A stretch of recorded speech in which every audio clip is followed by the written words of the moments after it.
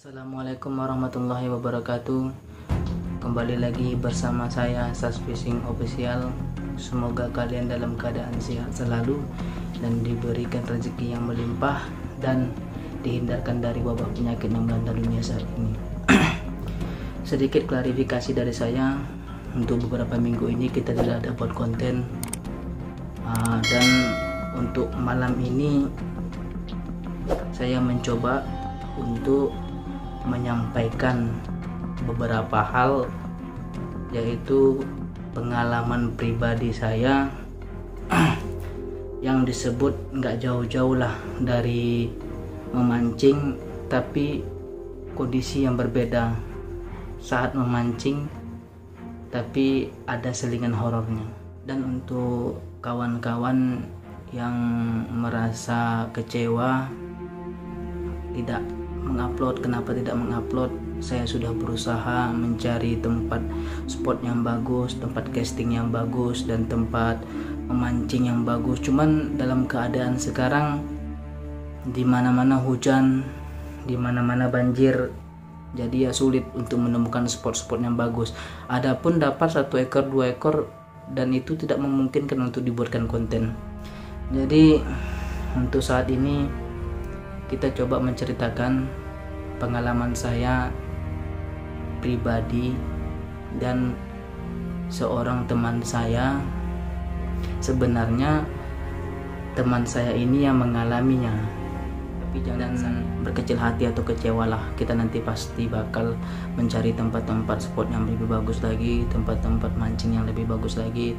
Cuman sekarang mohon untuk dimaklumi karena susahnya cari spot karena area banjir, kondisi hujan juga untuk minggu-minggu ini cukup rawan atau cukup sering. Jadi lanjut aja kita ke ceritanya. Oke, dengar cerita ini dari pengalaman saya pribadi, bukan dapat dari pengalaman dari orang lain.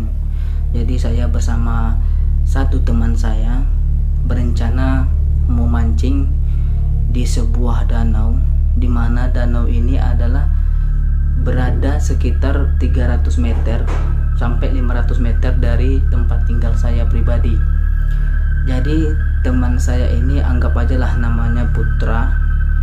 Dia tinggal di Pekanbaru sekitar 2 bulan, dan saya kenal sama beliau itu karena saya dulu hobinya sering main PS, PlayStation 2. Jadi beliau juga hobi main PlayStation 2. Jadi kami bertemu di sebuah tempat rental PlayStation 2 itu.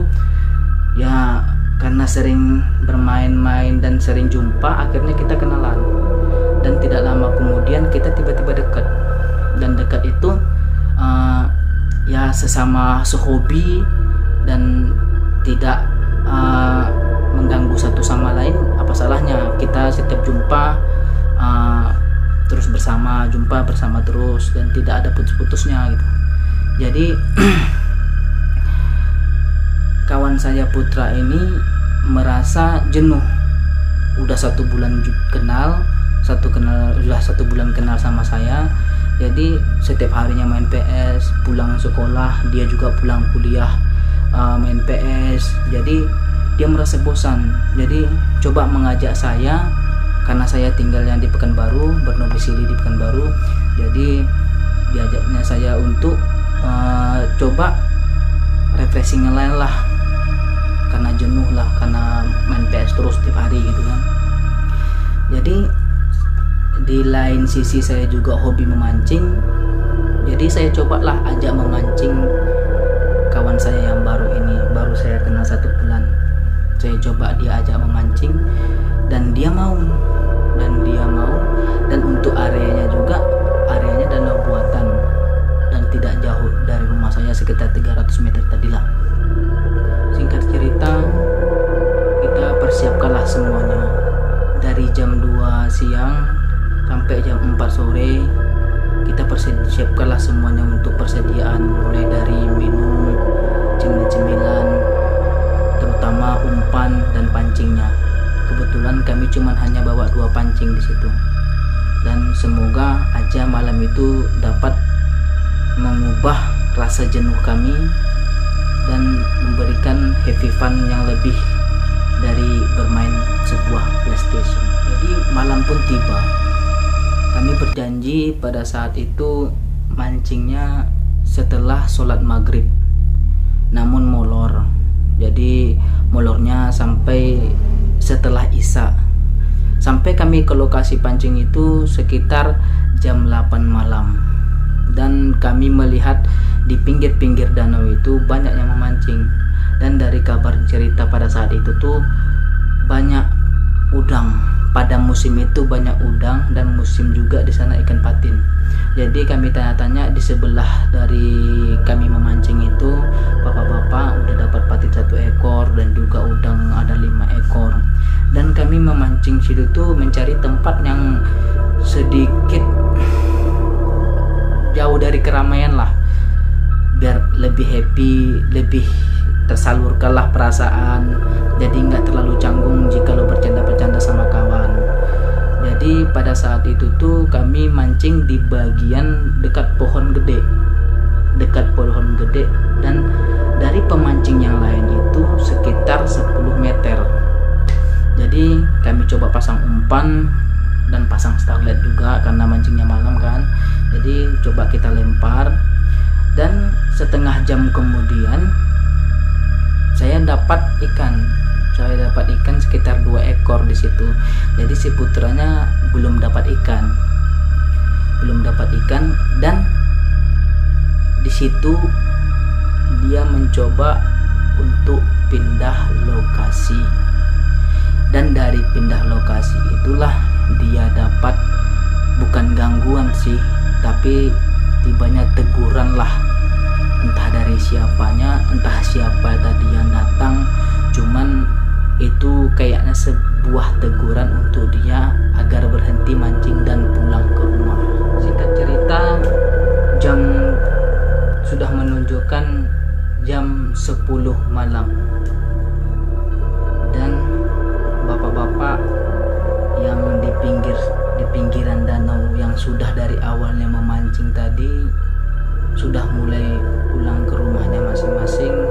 Dan beberapa dari pemancing itu pamit sama kami supaya duluan untuk pulang, karena kan mereka sudah mempunyai hasil yang lebih banyak dari kami. Jadi kami juga berpikir, kami juga belum dapat banyak, ya udahlah stay aja dulu untuk beberapa jam ke depannya. Jadi pada pukul jam 10 malam itu juga si putranya memutuskan untuk pindah ke lokasi yang jauhnya sekitar 20 meter dari lokasi saya. Sempat saya tanyain, kamu nggak apa-apa kalau misalnya pindah dari sini ke lokasi yang agak jauh dari saya? Ya nggak apa-apa lah, dia jawab itu. Lagian di sini kamu aja yang dapat, saya nggak ada dapat. Saya juga mau pengen kan, mau sensasi strike-nya udang gimana, sensasi strike ikan lain seperti apa. Ya udah, saya pikirnya ya udah, hati-hati, awas nanti entah ada ular di sana, entah ada binatang apapun sana. Nanti kalau ada apa-apa langsung aja lari ke sini lagi. Jalan dari lokasi kami mancing itu sekitar 10 meter. Kami dari jalan menuju lokasi itu agak sedikit semaknya tuh ada ilalang-ilalang sebetis lah. Jadi kalau orang lewat, kami posisi duduk di pinggir, nggak lihat gitu kalau ada orang lewat naik motor ataupun lewat jalan kaki. Jadi untuk binatang-binatang yang melata seperti ular itu tuh cenderung ke semak-semak seperti itu. Jadi singkat cerita, si putra ini udah pindah. Saya lihat jam di situ sekitar jam 11 malam. 1 jam si putra sudah pindah dari tempat saya tadi ke tempat sekitar 20 meter dari saya.